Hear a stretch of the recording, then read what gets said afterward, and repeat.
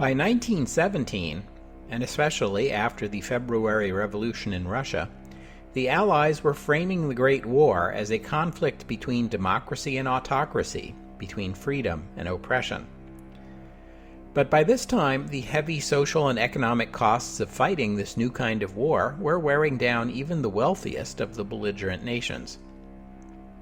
With new restrictions on dissent and economic centralization, the Western Allies were becoming less democratic and less free, even as they took up the banner of freedom and democracy. Welcome to the history of the 20th century.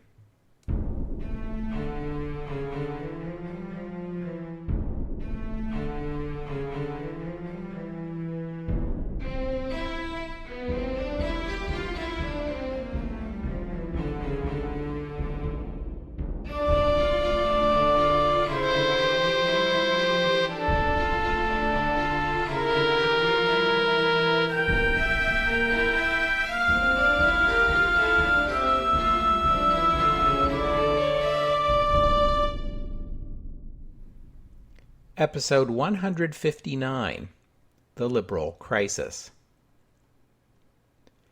Liberalism is the great 19th century idea that respect for individual rights and a democratic form of government are beneficial not only for individual citizens, but for the nation as a whole. By the beginning of the 20th century, there were those everywhere in the world promoting liberalism, and in particular, most European nations seemed either liberal or liberalizing. If you were sufficiently optimistic, you could imagine that the march toward liberalism was moving inexorably forward, even in repressive nations like Russia and China, and look forward to the day when the entire planet was governed by peaceful democratic states bound together by economic and cultural ties. Even if you were a socialist, you could still embrace this vision, only add to it the notation that in the glorious future of peace and prosperity, not only will political oppression disappear, but economic oppression as well.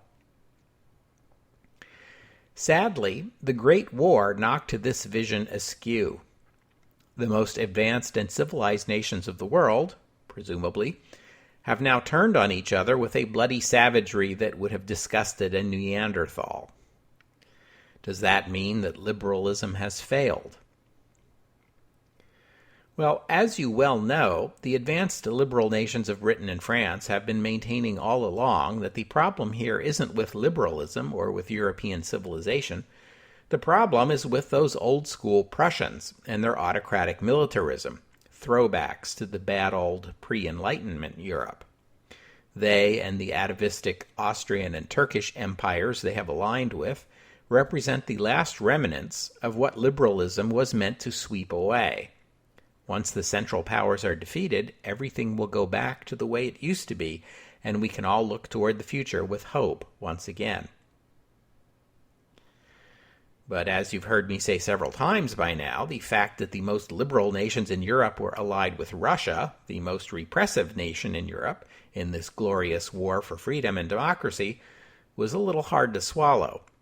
The February Revolution seemed to solve that problem, and now the battle lines between democracy and repression seem clearer.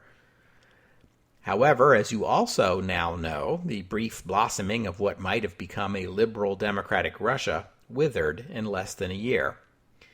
And not only did liberalism fail in Russia, it failed mostly because of the war.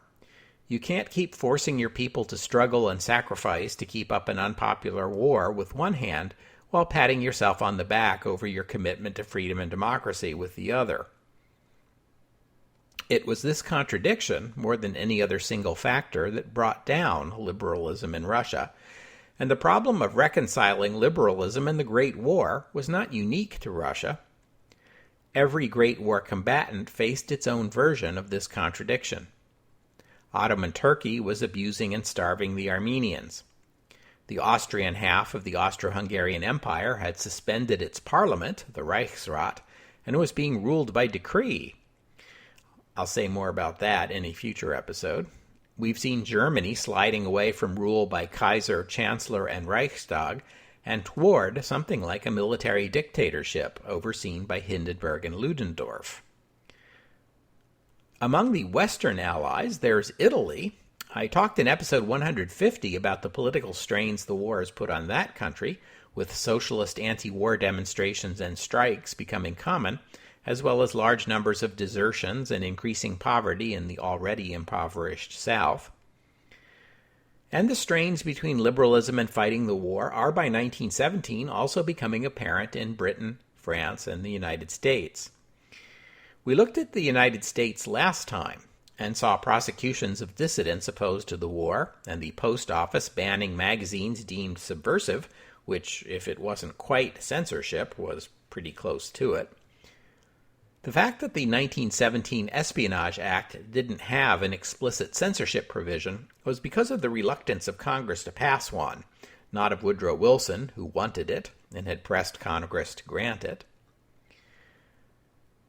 The United Kingdom had the comparable Defence of the Realm Act, which gave the British government far-reaching powers, including censorship of both private letters and public journalism. The civilian population was subject to martial law. Remember the aftermath of the Easter Rising, episode 127.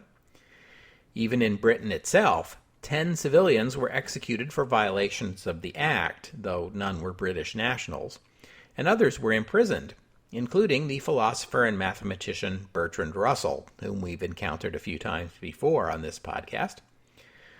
Strict controls on the sale of alcoholic beverages were imposed. I mentioned those in episode 116. It was made illegal for a woman with a venereal disease to have sex with a man in military service, with no exception even for married couples. In France, President Raymond Poincaré had decreed France under martial law at the beginning of the war. We've already seen in this podcast how the French military customarily operated with a minimum of civilian oversight, a problem exacerbated by the traditional political instability of the Third Republic. The presidential decree gave the military power to control the press and the French police and to apply military law to civilians across France. Control was particularly tight over the regions near the trenches, understandably, but even the Army Committee of the Chamber of Deputies was not permitted to visit the front in 1915. These sweeping powers were scaled back in October 1915 after public protests. The French Parliament lifted martial law in the interior of the country, although the military retained tight control over regions near the front. That month also saw the appointment of General Joseph Gallieni as war minister in the cabinet of the new Prime Minister Aristide Briand, following the fall of the Viviani government. Gallieni had a lot of credibility following the role he had played in the defense of Paris and just possibly the salvation of the French nation itself during the dark days of 1914, episodes 86 and 88. Gallieni, as a general officer himself and now a war hero, took a more flexible position and opened the door to ministerial tours of the front, but even he saw himself as a soldier first and a government minister second. That didn't mean he was willing to let Joffre have his way, though. By the end of 1915, Gallieni began questioning Joffre about allegations that Joffre was stripping the defenses around Verdun. Joffre, as usual, haughtily refused to discuss military matters with civilian leadership, even in a case like this when the Minister of War was a soldier himself. As you know, the Germans began a major offensive around Verdun just a few weeks later, in early 1916, which Gallieni read as evidence that Joffre had invited the attack by dismantling the defenses, which led to a breakdown in the relationship between the two men. Gallieni resigned as war minister in March 1916, possibly hoping this would force the ouster of Joffre as well, or maybe because the stress of the job was getting to him. Gallieni was not a young man, and in fact he would pass away just 2 months later, at the age of 67. Joffre would get no further trouble from the Briand government until the end of 1916 when, as you may recall from episode 140, he was promoted to field marshal and kicked upstairs. And as you know from that same episode, Briand himself was forced to resign as prime minister just 3 months later. His replacement was the 74-year-old Alexandre Ribot, for whom this was the fourth premiership. Ribot was really more of a caretaker prime minister than anything else. His government endured the Nivelle offensive and the French army mutinies, lasting just a few months before he swapped jobs with his war minister, Paul Painlevé, who led the next government, which lasted only 2 months.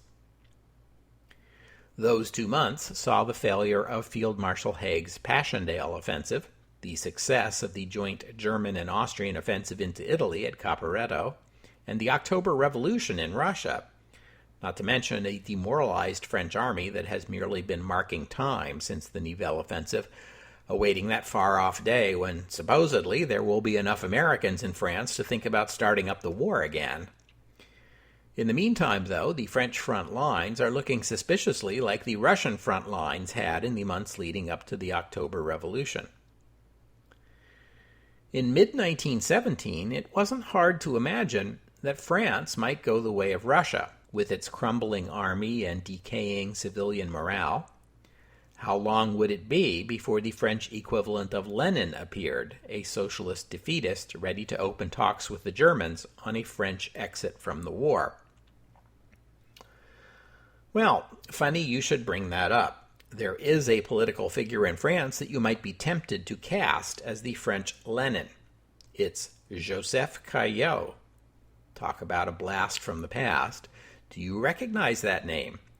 Longtime listeners might remember Caillaux from such classics as The Panther Leap, episode 65, when he was prime minister during the Second Morocco Crisis, or perhaps from episode 76, in which it was not so much Monsieur Caillaux who was memorable as it was Henriette, the second Madame Caillaux, who shot and killed Gaston Calmette, the editor of the newspaper Le Figaro and a harsh critic of Monsieur Caillaux, because Calmette intended to publish love letters Joseph sent to Henriette back in the day when he was still married to the first Madame Caillaux. After all, miss, this is France. Actually, I shouldn't say that. All this is pretty outré, even for France in the Belle Époque. Joseph Caillaux was the son of a conservative politician who entered politics himself as a member of the Radical Party, which, despite the name, is a moderate left-leaning party. Hardly Bolsheviks or anything. Caillaux's expertise was in finance, and he was an early proponent of an income tax in France, not an especially popular idea. He was also pacifist in his inclinations, and in particular advocated French détente with Germany. He held the position of finance minister 4 times, and as I already mentioned, served as prime minister briefly in 1911 and 1912 during the Second Morocco Crisis, when he was involved in secret negotiations with the Germans, which forced his resignation when those were revealed. Caillaux led the opposition to the 3-year service bill in 1913, which passed anyway and which enlarged the standing French army. By this time, Caillaux's reputation for pacifism in general, and Germanophilia in particular, made him something of a political pariah as tensions with Germany grew, and especially after Raymond Poincaré, an ardent Germanophobe, became president. And then there was that little incident where his wife Henriette walked into the editorial offices of Le Figaro in March 1914 and shot the editor dead. Henriette was placed on trial in July 1914, her trial coinciding with the July crisis. She was acquitted of murder charges on the grounds that it was a crime of passion. Temporary insanity, I suppose we would call it in America. Needless to say, however, none of this was doing her husband's political career any favors.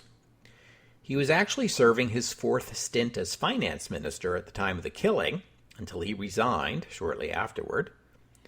When the war began, Caillaux's Radical Party became part of the Union Sacrée, the coalition of all parties that governed France during the war.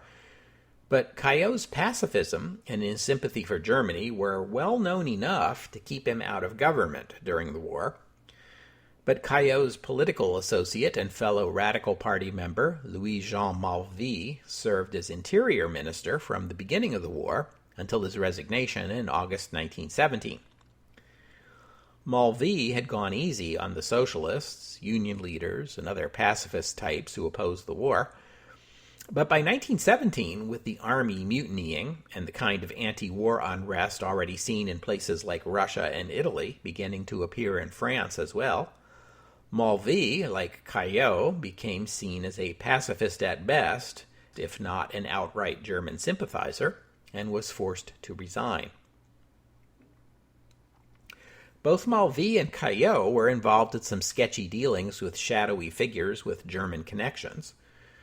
Both of them were likely willing to negotiate with the Germans and perhaps were positioning themselves to lead a peace cabinet if and when France became ready to enter peace talks with Germany.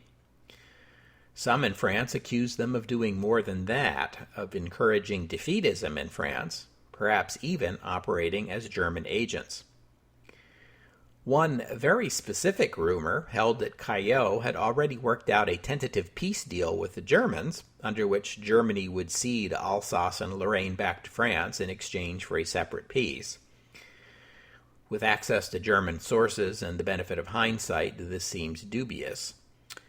We know that Hindenburg and Ludendorff were at this moment discussing not what Germany might give up to end the war, but what she might claim following her victory.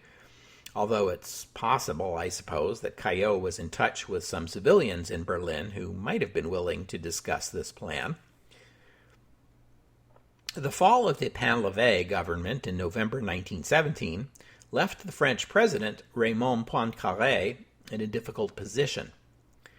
These all-party coalition governments that have been muddling along since 1914, trying to keep everyone happy while allowing the military free rein, were proving inadequate to the challenges facing the French. With discontent with the war growing, the next government would either have to accommodate the naysayers or confront them. Poincaré himself was ardently anti-German and in favor of prosecuting the war to the hilt, so the prospect of a Caillaux ministry was repugnant to him, but the alternative was only slightly less repugnant. Nevertheless, Poincaré took it. He swallowed his pride and asked Georges Clemenceau to form the next French government. Wow, there's another name from the early days of the podcast. We first met Clemenceau all the way back in episode 7, and he was regarded as a political has-been then. Since then, we've seen him take part in the Dreyfus Affair, episode 8, and return to politics long enough to become Interior Minister and Prime Minister, episodes 40 and 46. Now he sits in the French Senate and is back to his other interest, journalism. In 1913, he opened a new newspaper in Paris called L'Homme Libre, the Free Man. Recall that despite his youthful leftism, by the early 20th century, Clemenceau had moved rightward, embracing an anti-German foreign policy and supporting crackdowns on socialists and radicals at home. When the war began, Clemenceau's newspaper criticized the French government and supported the war while also calling for suppression of anti-war elements at home. You'll recall that Clemenceau turned down a seat in the coalition cabinet in the early days of the war, episode 86. Ironically, for his trouble, Clemenceau found his own newspaper one of the early victims of wartime censorship. L'Homme Libre was closed down, only to return in a matter of days as a new newspaper, L'Homme Enchaîné, the Chained Man. Ever since 1914, Clemenceau has been using his newspaper to press the government to fight the war more aggressively and to suppress dissent more harshly. If you are president of France and you want to demonstrate your resolve to silence the pacifists and push through to victory over the Germans, whatever the cost, the person you want to appoint prime minister is surely Georges Clemenceau. And that is exactly what Poincaré did. It had to have been a bitter pill for him to swallow. Poincaré and Clemenceau have been political enemies for decades. Clemenceau is noted for his quotable quips, and one of his most famous observations was that there were only two perfectly useless things in the world. One was the human appendix, and the other was Raymond Poincaré. Of course, appointing the hawkish Clemenceau, despite the fact that his contempt for you is well known, certainly adds credence to the view that you are willing to do anything to win the war. So props to Poincaré here for what must have been a painful decision. And thus, at the advanced age of 76, Georges Clemenceau became prime minister a second time. This also makes him France's fifth prime minister since the beginning of the war, just 3 years ago, after René Viviani, Aristide Briand, Alexandre Ribot, and Paul Painlevé, for those of you keeping score at home. The man who had been known in his youth as the Tiger for his pointed debating skills soon demonstrated that he still kept his claws even as a septuagenarian. He took not only the post of prime minister, but also of war minister, and governed the nation mostly out of the war ministry offices. And within days of taking those offices, he told the Chamber of Deputies, "Mistakes have been made. Do not think of them, except to rectify them. Alas, there have also been crimes against France, which call for a prompt punishment. We promise you, we promise the country, that justice will be done according to the law. Weakness would be complicity. We will avoid weakness, as we will avoid violence. All the guilty before courts martial. The soldier in the courtroom united with the soldier in battle. No more pacifist campaigns, no more German intrigues. Neither treason nor semi-treason. The war. Nothing but the war. Our armies will not be caught between fire from two sides. Justice will be done. The country will know that it is defended." Winston Churchill was probably sitting off to one side somewhere, taking notes. And those comments about treason were not mere hyperbole. Over the following weeks, the Clemenceau government moved to strip Joseph Caillaux and Louis Malvy of their parliamentary immunity and arrest them on suspicion of treason.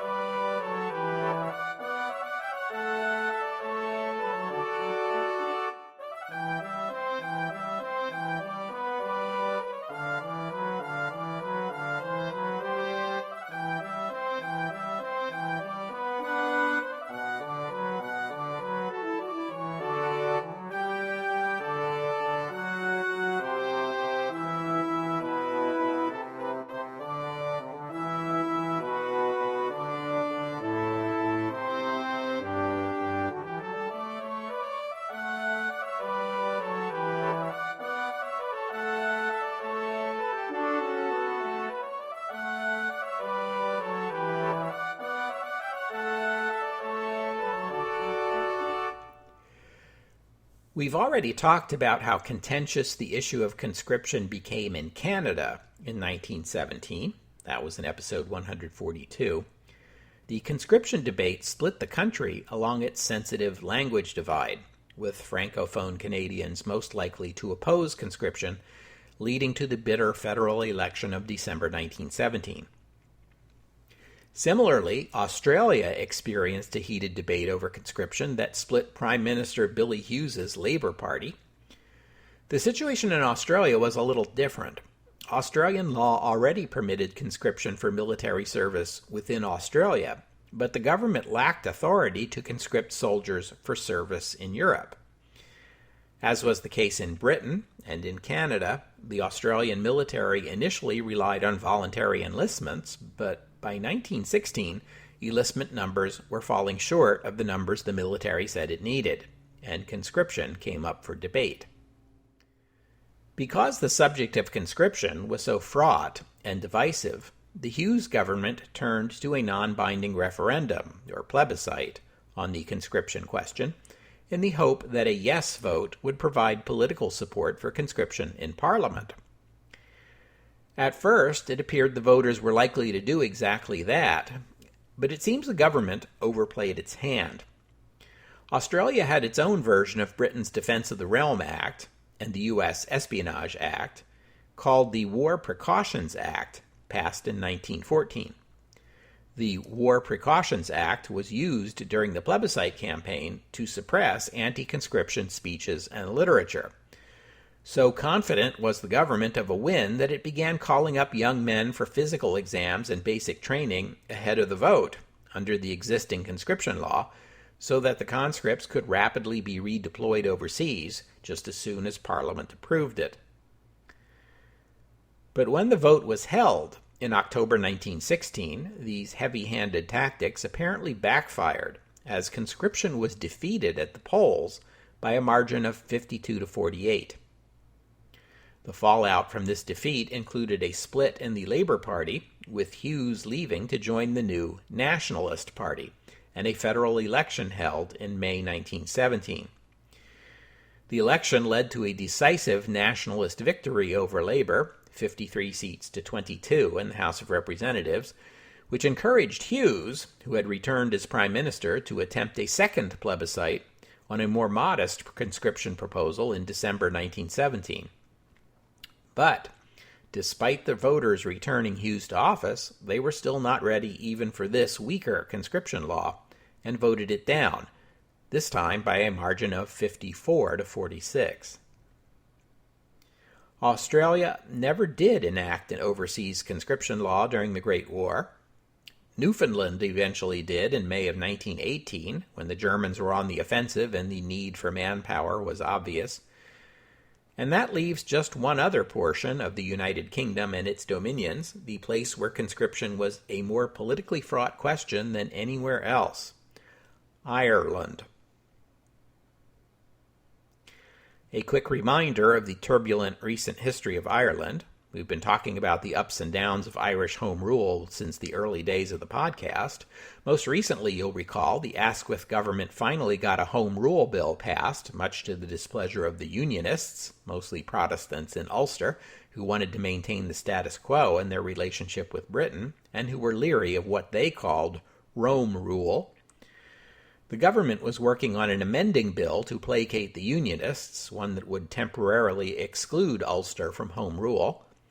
How long the exclusion would last and what the boundaries of the excluded territory would be were never decided, because the Great War began, and a suspensory act was passed delaying the implementation of Home Rule until after the end of the war. The amending legislation was dropped for the time being.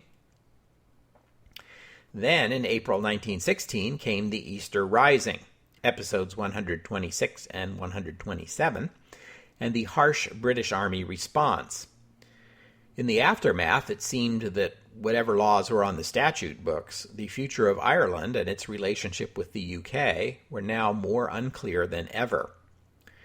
In June 1916, Asquith dispatched David Lloyd George to Ireland to confer with Irish leaders and offer an olive branch in the form of immediate implementation of Home Rule with a temporary exclusion for Ulster. John Redmond, leader of the Irish Parliamentary Party, embraced the offer, but the Ulster Unionists pressed the government to embrace a permanent exclusion for Ulster, as well as a reduction in the number of Irish seats in the British Parliament. This was unacceptable to the nationalists, and so the deal collapsed. Christmas of 1916 saw an amnesty when the new Lloyd George government released a number of Irish internees captured after the Rising. There was a second amnesty in June of 1917. Many of those released drifted toward Sinn Féin, a political party that supported greater Irish autonomy, but was not involved in the Rising. This influx of new members pushed the party in a more radical direction, and it now became the voice of the most ardent Irish nationalists.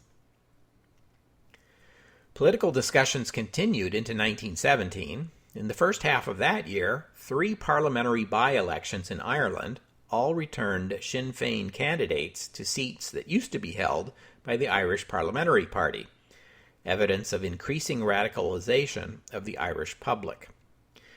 David Lloyd George, feeling pressure to ease the tensions in Ireland, not least because of the entry of the United States and its large Irish-American population into the war, offered John Redmond, the leader of the Irish Parliamentary Party and the grand old man of Irish Home Rule, immediate Home Rule for Ireland, excluding Ulster, or alternatively, an all-Irish convention at which the quarreling Irish political factions would meet and hammer out an agreement among themselves.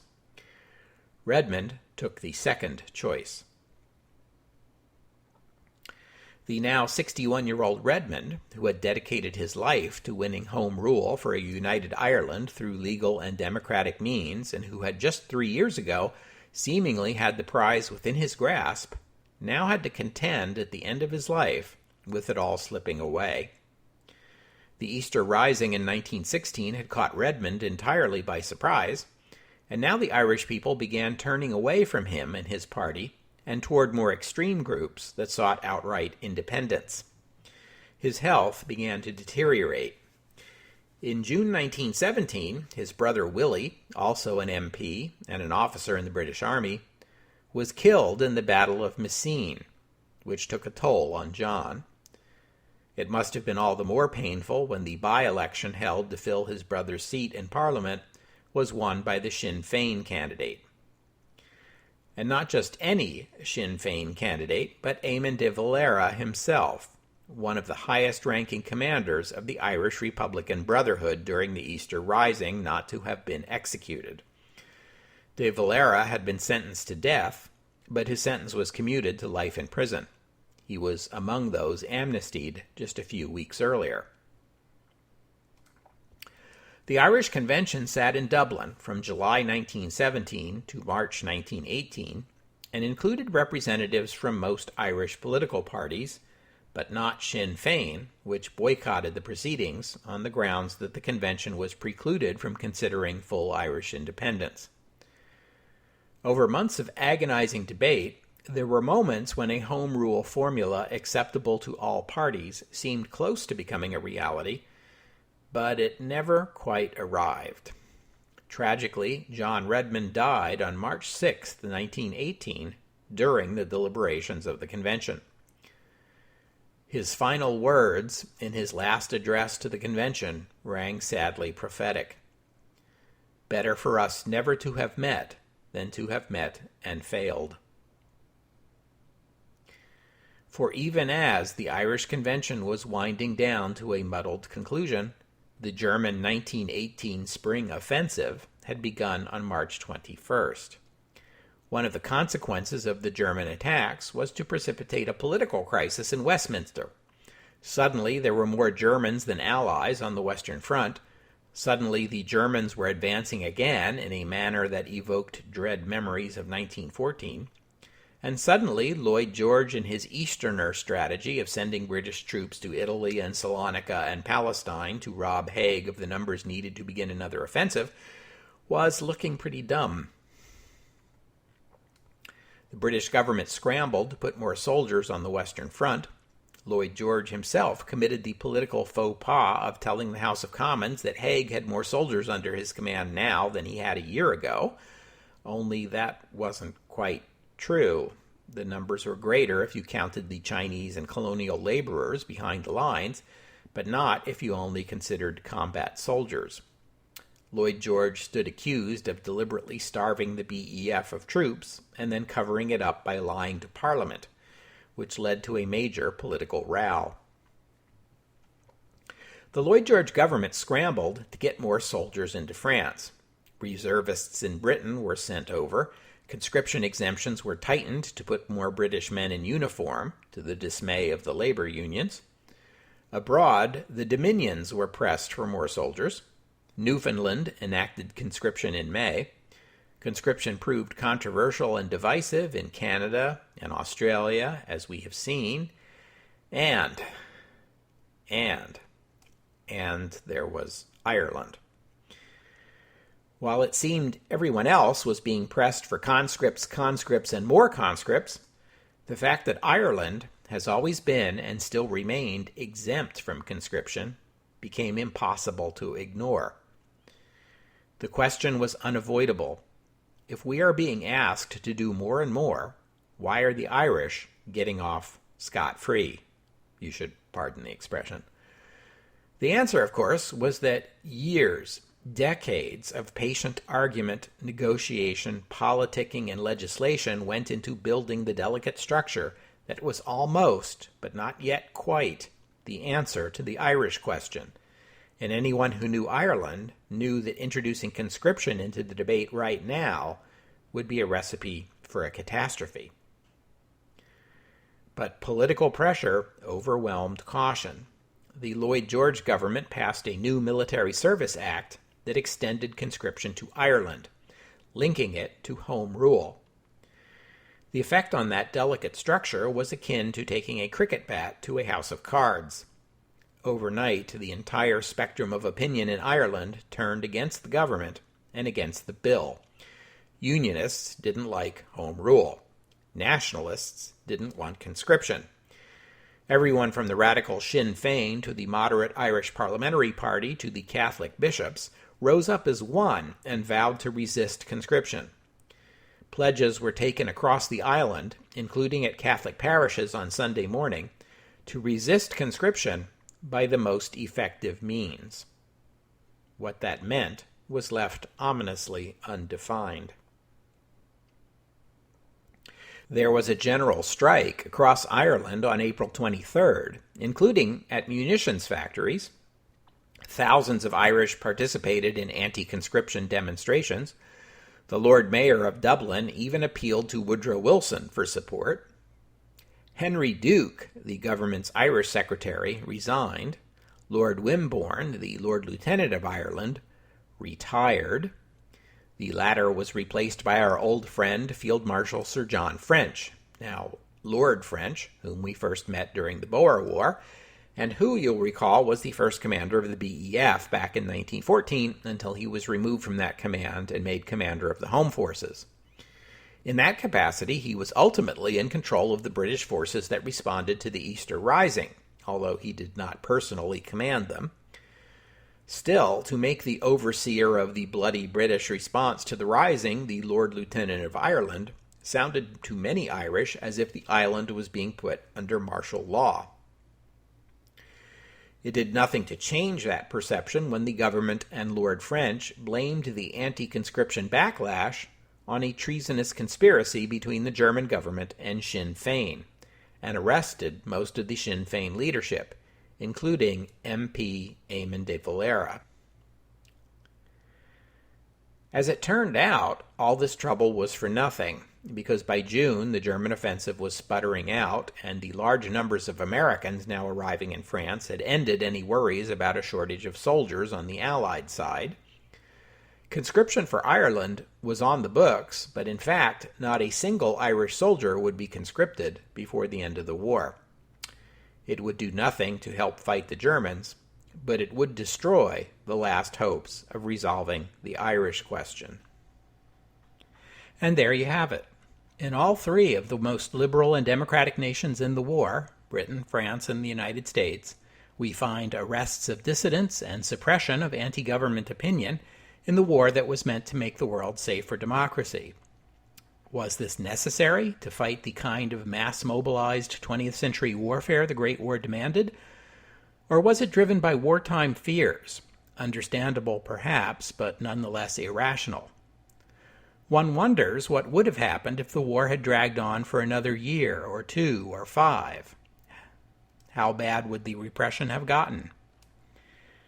Fortunately, for the future of liberal democracy, the war is closer to the end than most people yet imagine.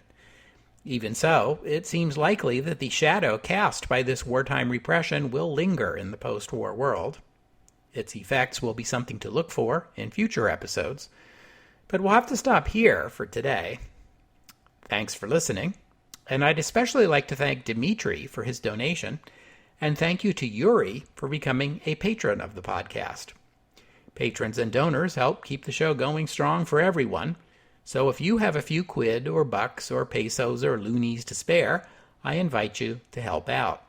Just visit the website, historyofthe20thcentury.com, and click on the PayPal or Patreon buttons. And I hope you'll join me next week on the History of the 20th Century as we consider the latest efforts to bring about an end to the Great War. Leon Trotsky challenged the Allies to state plainly their war aims. Now, Woodrow Wilson gives his reply. The 14 points. Next week on the History of the 20th Century. Oh, and one more thing. I told you that Joseph Caillaux and Louis Malvy had been arrested for treason. Their cases were not tried until after the war ended. Both men were acquitted of treason, but convicted of lesser charges, which even so you might think would end their political careers. You would be wrong. Within a few years, both of them would be back in ministerial positions. That's France for you.